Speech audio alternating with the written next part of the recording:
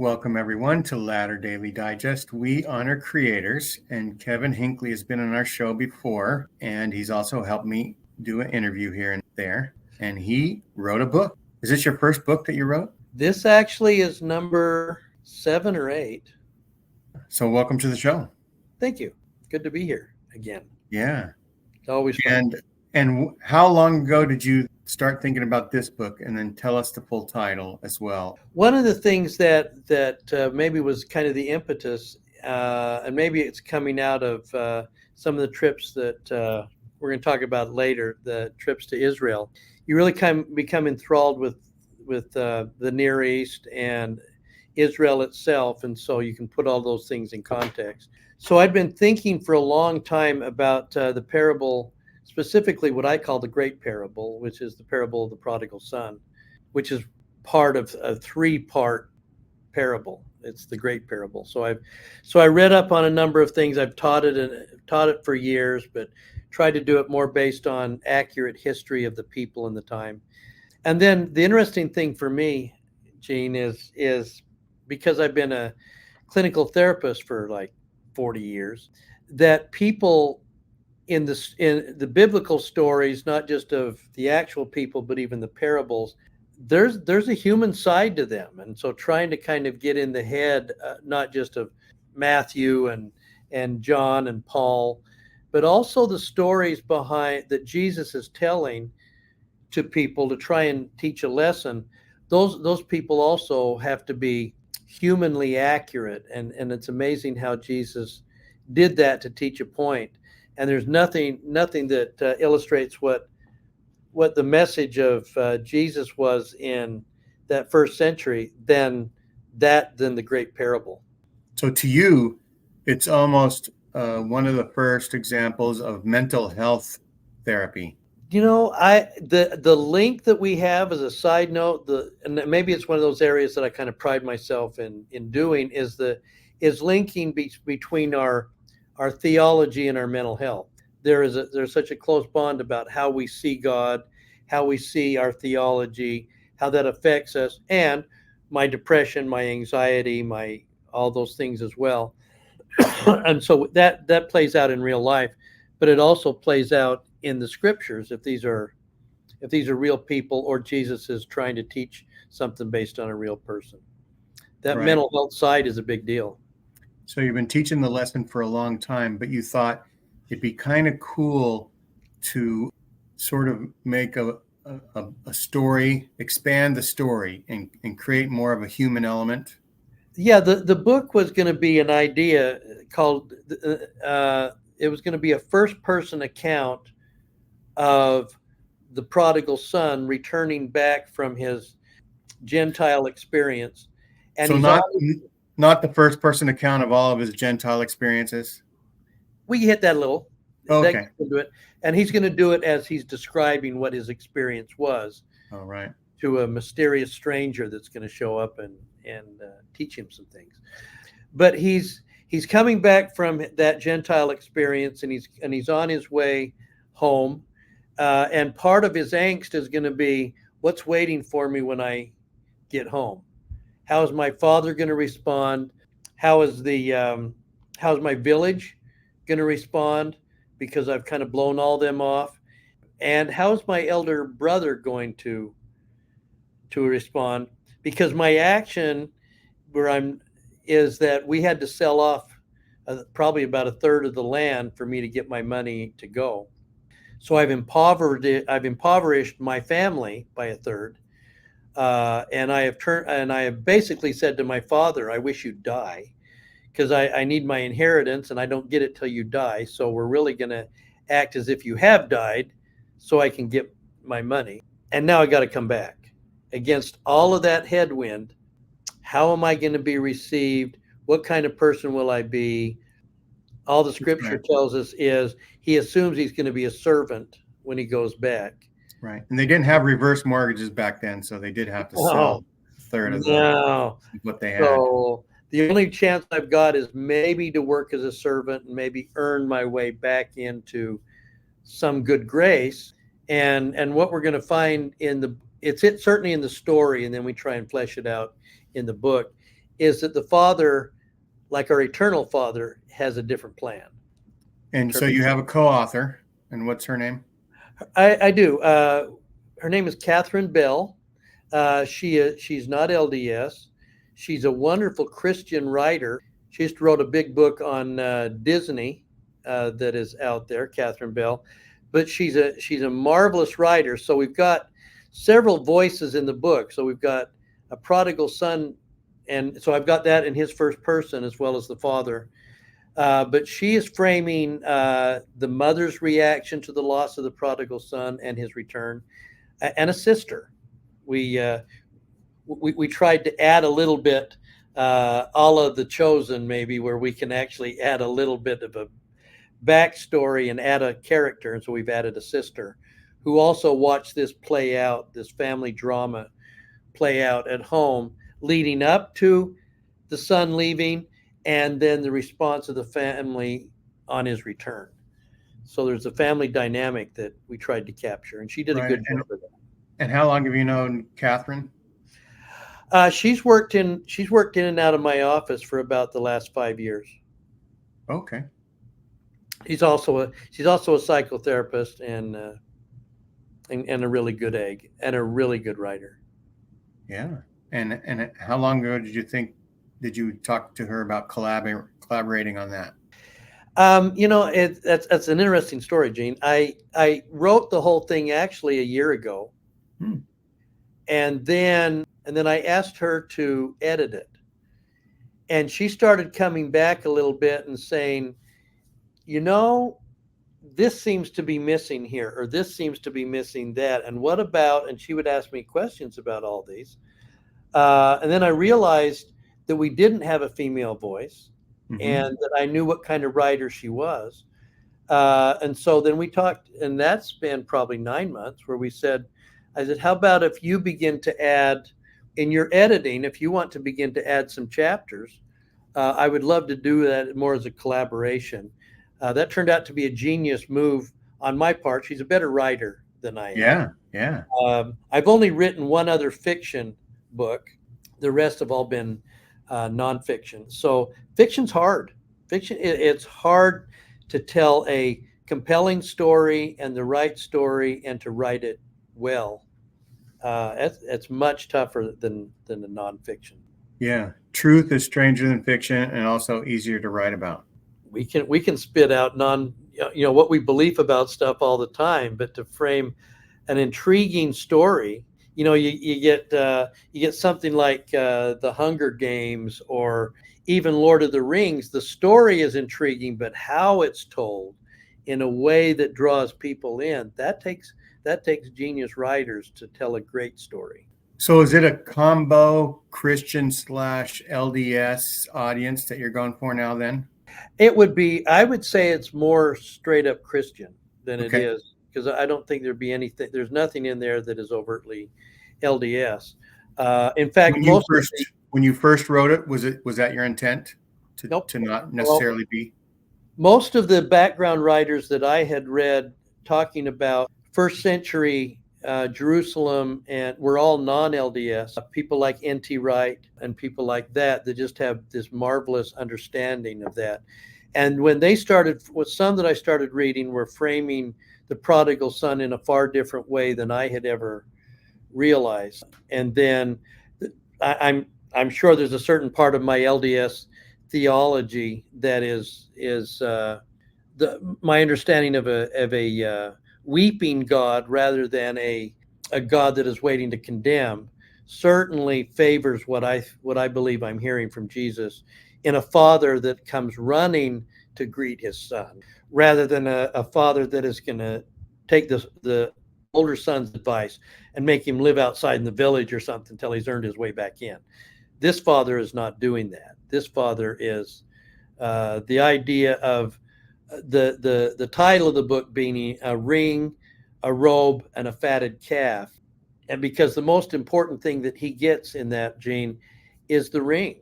That's a robe is nice. That's a fatherly thing. The fatted calf, the meal, a celebratory meal with the village. But the ring, The ring is where the seal exists to be able to transact business. The receiving of the ring is going to say to him, you are coming back as a son, not a servant. You're back in the family corporation as a signator on You are. important documents. From day one. The minute that you come back, you're in. And so really, we have to remember that the way the Savior frames this whole story, he says, a man had two sons. There are two prodigal sons in the story. One is the prodigal son that has returned and come back. The other is the elder prodigal son who doesn't understand his father's mercy. If there was a parallel to this prodigal son story, it's probably the workers in the vineyard, where those that come early in the day get to work in the vineyard, and then those that come at 4 and 5 o'clock, the 5 o'clockers I call them, come in and they're going to get the same wage. And when the early workers, like the elder son, go, "What are you doing? This isn't fair."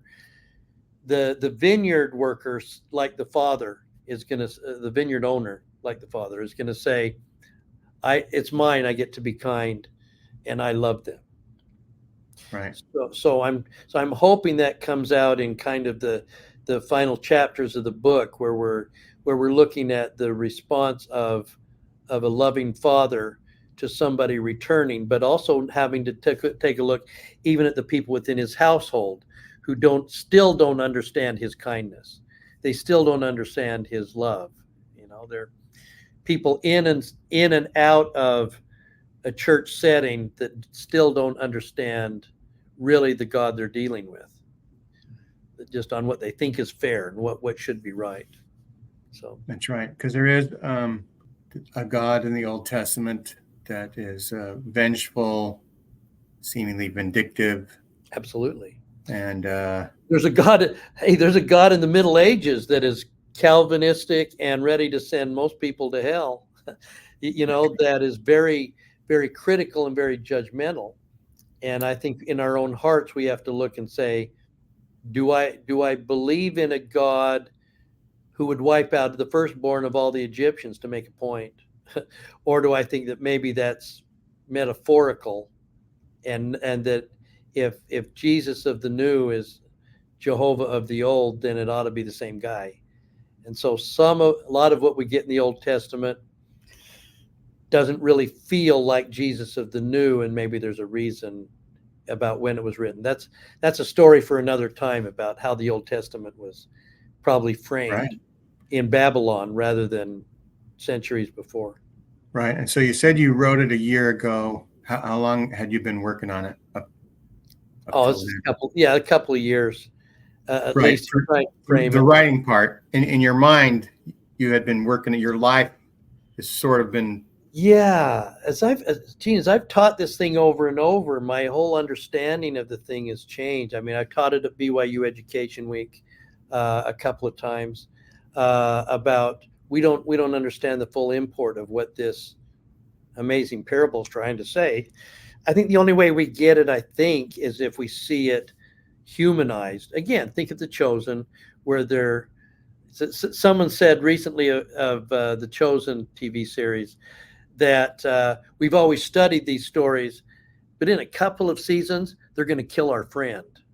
Suddenly we have so identified with these characters that it's going to be a much more painful process than maybe what we feel at Easter. At Easter, we feel an awe. This time, when we're going to watch this portrayed, I think it's going to be tough. Yeah. And I hope the book has that same kind of vibe. Okay. And so you've changed it from sort of like a LDS book to a Christian book, right? No, I wouldn't say I've changed it. I went originally from, I wanted this to reach a broad appeal that was non-denominational.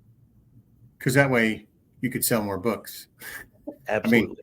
But you also want more people to sort of have this attitude of forgiveness, right? That is a mentally healthy way to live life. Well, I also think, again, from the studies that I've read, I think it was in the first 2 centuries, especially of the church, I think it was their view of this God. If you look at those original Justin Martyr, um, those the original writers clearly saw this God that was much more loving and accepting and universal in his saving. It was only as we got through Constantine to Augustine that it became much more critical and much more judgmental, more Greek mythology like, where this God's waiting to strike everybody down if you don't really do what I want you to do, and I'm offended when you break That's my right. laws. And I've got the lightning bolts to enforce my laws. Absolutely, yeah. And I'm waiting for that, and only the chosen few are going to be make it, and all the other mere mortals are going to be Right. struck down to. I don't know a lot about, theology and stuff like that, but I remember somebody saying something once that, the Magi that came to bring gifts were from the Far East, right? Which would be sort of like India, which would be sort of a different philosophical way of thinking, Mm-hmm. which maybe could have also some Buddhist influences at some point. Do you know very much about Buddhism as far as how that would relate, forgiveness relates in Buddhism? Yeah, it is. It is very forgiving. In fact, the goal of Buddhism is not for me to feel good. The goal of Buddhism is for me to help you feel good. And to reduce suffering. Yes. In other words, I'm to be serving out, not serve myself. And I got to keep at it over and over and over through multiple lives until I got it right, till I get to enlightenment. It is funny although that framing of the Magi is one of them. Certainly, there are some that make a compelling case that the Magi came from Petra. Say that again. It came the Magi, those 3 kings came from Petra in Jordan, and they're coming with them with astronomy bent, or from Babylon, where we still had a lot of. There were in the first century, at the birth of Jesus, there were more Jews still in Babylon, over 1 million, than there were actually in the Holy Land, and they could have also been coming from Babylon in there. So, but even then, they're bringing with them some of those ideas from the Babylonian gods and from that as well. So, and because the non-religious thing is like the Babylonian Empire is like the cradle of civilization, right? Is it the Euphrates and the Tigris, and is there another river or? Oh, those there's are the 7 ones. rivers or something. I can't remember. Yeah. No, we're still there. I mean, they were still. There was a heavy Jewish influence there, and then another 1 million, by the way, in Alexandria. That's why. Side note, but that's why the Septuagint, the writings of the Hebrew Bible, are going to be written into Greek because they're coming out of those 70 scholars in Africa, in Egypt, because the diaspora, the spreading of the Jews into Babylon and Africa especially, in those 2 areas, had been so broad they needed to get the gospel to them. So, and they were incorporating Greek ideas and Roman ideas and Syrian ideas and all of that. So that's right. And the United States is homogeneous, right? Homogeneous. We are a melting pot for sure. So we can see that can create, what is it called? The fiber-based materials that are really strong, like for aircraft. There's a word for those, like resin. Like a composite. Composite. So when you mix things together, they're actually can be strengthening. Even iron and carbon, right, creates steel. Yeah, but sometimes there has to be a refining to that. Mm-hmm. Mm-hmm. We were talking in my class this morning about just a reminder that I think it was Eugene England back in the late 90s who wrote a beautiful article called "The Church is as True as the Gospel," and what he felt like was that an LDS tradition of our geographical ward structure, where you attend in the geographical setting, was theological genius, because he felt like it required diversity to learn how to get along. That I'm going to go to church with people I wouldn't normally associate with. I may not like them. They may not like me. And yet we have to learn how to get along and allow us to serve them and them to serve us. That diversity requires a certain amount of growth and gathering and becoming one heart. We're not naturally of one heart. So that, I think that's one of those things then, like for instance, in the book where you've got the prodigal son who's coming back to his little village that has traditionally been very close knit, and he's violated them. He's embarrassed his prominent father in their midst, and then leaves. He's got to come back and make good in that village, not just with his family, but he's bringing with him his understanding from a Gentile world that is also bringing new light, which could be threatening in a small little village like that. Right. In a way, a book like this sort of expands the idea of reading between the lines, right? And the other scripture that comes to mind is like in the Book of Mormon, like liken the scriptures unto us, right? Where you try to say, what lessons can we learn from this and incorporate that to make our society better? Yeah. And in this case, if we can see their humanness, it ought to remind us of our humanness, that there's a Catholic tradition that Arthur Brooks talks about of doing a deep dive into a single verse to finding yourself in it. That I think is a really nice concept of that we're there because they were human. They were dealing with many of the same human issues that we do in a different culture, in a different time, but still human.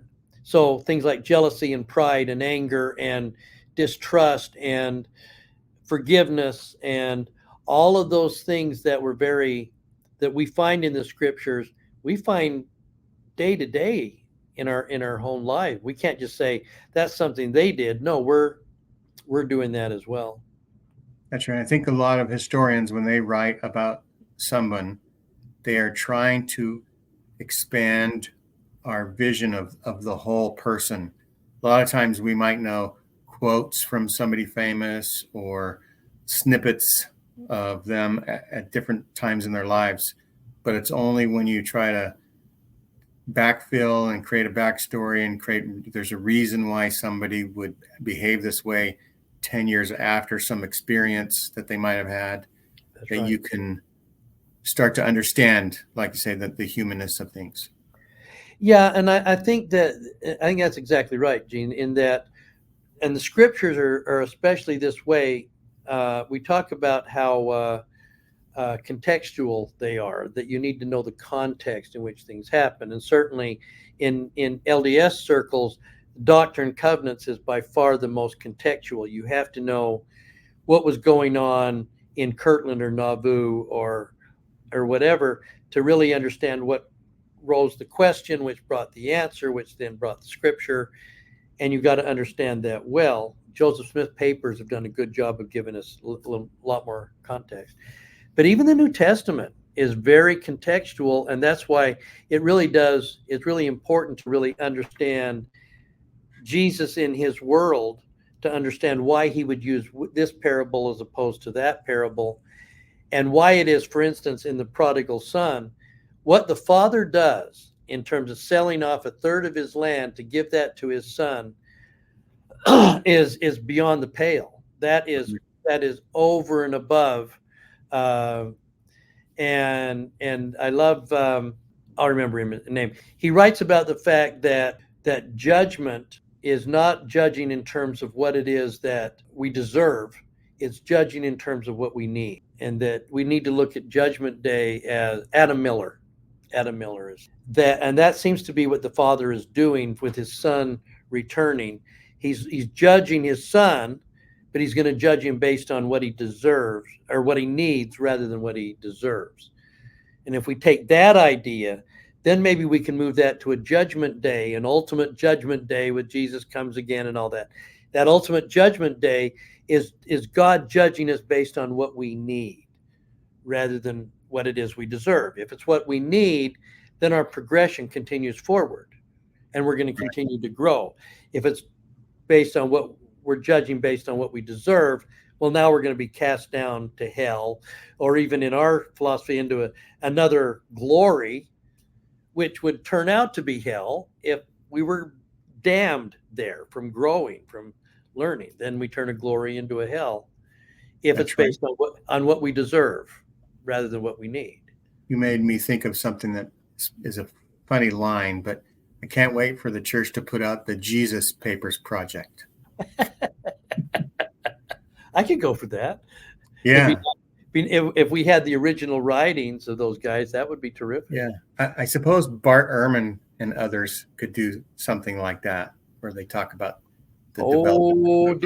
Dear Bart has tried that, and he certainly has his view of what the context is. That's right. And that's why it's fun to read Bart, but then along that read people like N.T. Wright, and other terrific New Testament scholars who say, yeah, there's another context. Because at the end of it, all of us, if we're looking into context, we're becoming amateur historians. And we are reading the sources from, remember that historians are always saying that the victors write the story. Right. So it's the ones that survived. But history is a foreign country, man. It is. And so you're always going to have to look at several sources, how they contextualize that story without the original sources. So it really would be nice to hear the original writings of Mark or the original writings of Paul, what the first draft looked like to the Corinthians. Right. What was about how many pages is your book? Oh, it's not long. It's about 130. It's short. It's a little fast read. Okay. Yeah. Not too bad. Are there very many illustrations in it, or? Let me see. Let me count. None. Okay, none. So all words. Nope. So 1,000 words is worth one picture. No, I'm just kidding. Yeah, that's true. Yeah. So I'm excited to have this book out. How long has it been out? It's only been out just a few weeks. We just barely finished and got it out onto Amazon. So it's now available on Amazon. Oh yeah, and is it geared to a certain age? Is it like a teenager or a young adult, or? It probably the best writing we're finding these days from Harry Potter to sort of the Lord of the Rings, more Hobbit, but I guess, but is going to kind of be that 8th grade and up kind of thing. Right. But it's not.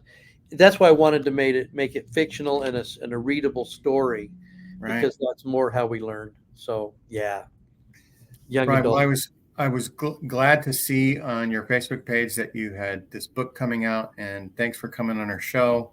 We'll have a link in the description to the book, and also to a prior appearance or two of yours on our show.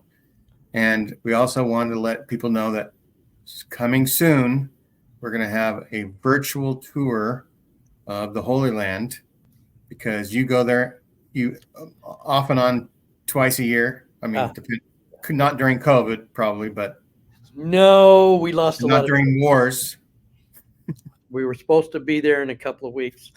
Yeah, we're going to miss out on that one, but yeah, it's. I always love being in Israel. Always. Yeah. And so you actually, in talking, you gave me some other ideas for conversations, we'll say, that we could have, but we'll talk more about those later. Thanks for watching. Everyone like and subscribe. Thanks again, Kevin, and everybody have a nice rest of the year. Bye-bye.